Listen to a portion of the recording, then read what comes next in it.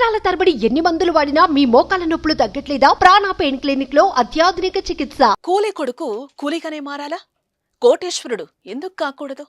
9 ఏళ్ల వయసులో ముస్తఫా ఇలానే ఆలోచించాడు. కూలీ కొడుకునైన తను కోటేశ్వరుడునై నిరూపించాలని నిర్ణయించుకున్నాడు.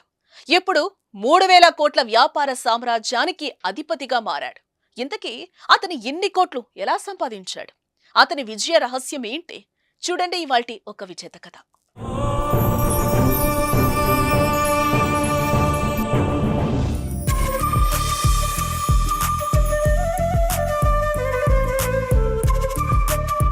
చిరిగిపోయిన బట్టలు, కొన్ని కిలోమీటర్ల దూరం నడిచి వెళ్లిన రోడ్డు, గవర్నమెంట్ బడిలో చదువు, భారతదేశంలో పేదరికానికి గుర్తులివి. ఎంతో మంది విజేతల జీవితాల్లో కనిపించే గుర్తులు. ఎందుకంటే కష్టం లేనిదే లక్ష్యం ఏర్పడదు, లక్ష్యం లేకుంటే ఫలితం దక్కదు. సరిగ్గా అలాంటి వ్యక్తే పీసీ ముస్తఫా. కేరళకు చెందిన ఇతను ఒకప్పుడు కూలీ కొడుకు. ఇప్పుడు 3000 కోట్ల వ్యాపారం చేస్తున్న ఐడి ఫ్రెష్ అనే కంపెనీకి అధిపతి.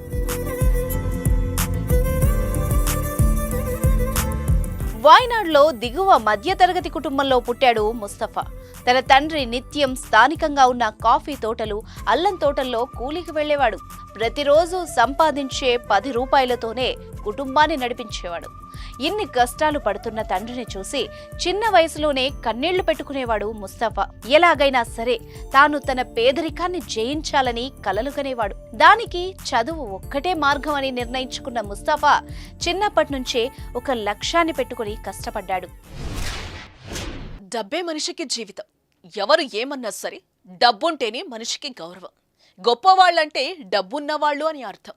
అందుకే ఆ డబ్బును జయించి తీరాలనుకున్నాడు. ఆ డబ్బు అంతు చూడాలని నిశ్చయించాడు. అనుకున్నది సాధించాడు. ఇంతకీ డబ్బు సంపాదనకు ముస్తఫా ఎంచుకున్న ఫార్ములా ఏంటో తెలుసా? తెలిస్తే మీరు కూడా ఆశ్చర్యపోతారు. తండ్రి కూలీ పనికి వెళ్తుంటే చూడలేక ముస్తఫా కూడా ఏదో ఒక పని చేయాలనుకున్నాడు. అడవికి వెళ్లి కట్టెలు తెచ్చి వాటిని విక్రయించి డబ్బు సంపాదించడం మొదలుపెట్టాడు. వాయనాడ్ చిన్నపాటి పట్టణం కాబట్టి ముస్తఫా కట్టెలకు మంచి గిరాకీనే ఉండేది. అలా కట్టెలమ్మిన డబ్బుతో ముస్తఫా ఒక మేకను కొనుగోలు చేశాడు. ఆ మేకే ముస్తఫా జీవితంలో మొదలైన తొలి పెట్టుబడి.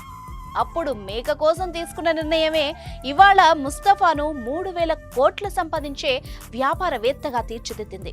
మేకను కొంతకాలం పెంచి పోషించిన ముస్తఫా ఆ తర్వాత అమ్మేశాడు. కట్టెల అమ్మకంతో సంపాదించిన మరికొంత డబ్బు జత చేసి మేక స్థానంలో ఓ ఆవును కొన్నాడు. ఆ ఆవు ముస్తఫా ఇంటికి ఆదెరువుగా మారింది. ఆవు పాలు పితికి అమ్మడం వల్ల ముస్తఫా ఇంటి కష్టాలు కొంతకాలం తీరాయి. ఆ సమయంలో చదువు పైన పూర్తిగా శ్రద్ధ వహించాడు. ఒక వస్తువును అమ్మి మరో వస్తువుపై సరైన సమయంలో పెట్టుబడి పెడితే లాభం ఖాయమని నిర్ణయించుకున్నాడు. కానీ దానికి ముందు చదువు ముఖ్యం అనుకున్నాడు. ఎన్ఐటీలో ఇంజనీరింగ్ చదివాడు. కష్టపడి మోటోలా కంపెనీలో పనిచేశాడు. దుబాయ్కి వెళ్ళాడు, అమెరికా వెళ్ళాడు. ఎన్నో గొప్ప గొప్ప ఉద్యోగాలు చేశాడు. ముస్తఫా మనసు ఒప్పుకోలేదు. తన తండ్రి కూలీ జీవితం ఇలా మారదు, ఎలాగైనా మార్చాలి అనుకున్నాడు. బెంగళూరు ఐఐఎంలో చదివేందుకు తిరిగి ఇండియాకొచ్చిన ముస్తఫాకు ఓ ఆలోచన తట్టింది. పొద్దునే ఇంట్లో చేసుకునే టిఫిన్లకు పిండి తయారు చేసి అమ్మితే ఎలా ఉంటుంది అని. ఆ ఐడియానే ఇవాళ 3000 కోట్ల వ్యాపారం చేస్తున్న ఐడి ఫ్రెష్ కంపెనీగా మారింది.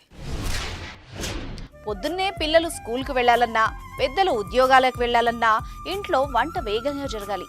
భార్యాభర్తలు ఇద్దరూ ఉద్యోగాలు చేస్తే ఆ ఇంట్లో వంట కష్టమే. సరిగ్గా ఈ పాయింట్ ముస్తఫా బుర్రను కదిలించింది. 2005లో బెంగళూరులో 50,000 రూపాయల పెట్టుబడితో ఇడ్లీ, దోశ పిండి అమ్మకాలు మొదలుపెట్టాడు. దానికి ఐడి ఫ్రెష్ అని పేరు పెట్టాడు.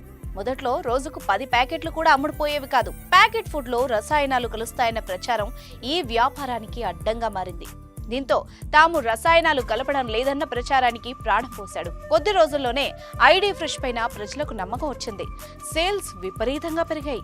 ఇప్పుడు ఆ కంపెనీకి ఏడాది 450 కోట్లకు పైగా లాభాల్ని ఆర్జిస్తోంది. మొత్తం కంపెనీ విలువ 3000 కోట్లంటే ఆశ్చర్యపోవాల్సిన పని లేదు.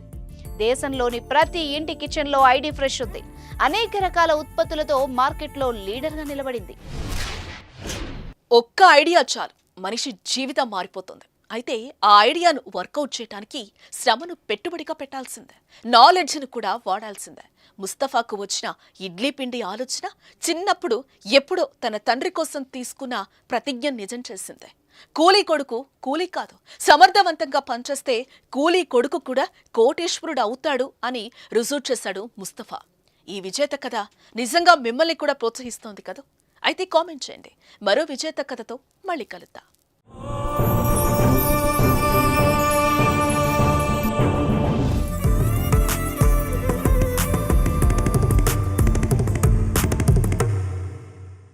సుమన్ టీవీలో మీ పర్సనల్ అండ్ బిజినెస్ ప్రమోషన్స్ కోసం కింది నెంబర్కి కాంటాక్ట్ చేయండి.